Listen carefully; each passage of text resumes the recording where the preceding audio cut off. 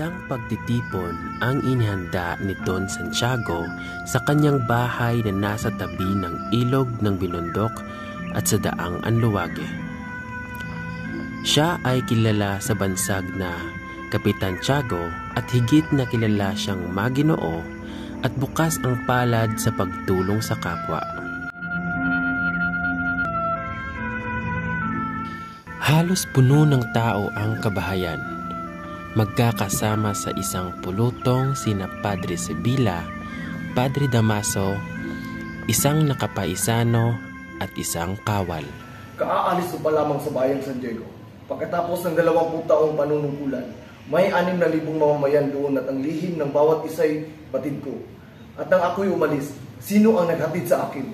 Ilang matatandang babae at ilang ding Hermanong Tercero gayong 2 taong nanirahan ako roon. Wala akong kinalaman niyan sa desistangko ng tabako.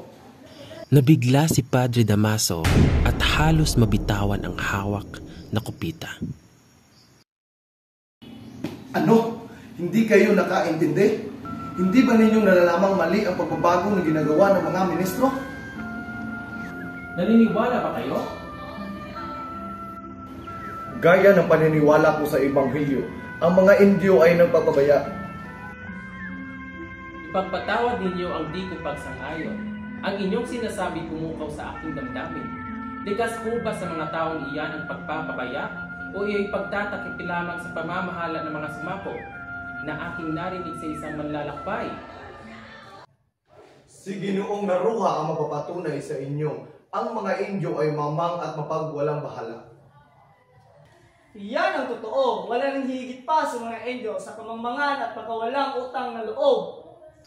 Napagawi ang usapan ng pulutong sa paglilipat kay Padre Damaso sa ibang bayan pagkatapos makapagsilbi sa San Diego. Padre Damaso, kayo'y 20 taon sa bayan ng San Diego. Hindi ba kayo nasiyahan doon? Hindi. Kung walang kalayaan ng makura ay mapapahamak ang bayan. Ano ang ibig niyong sabihin? Iyan ang sanhi ng mga kapahamakan.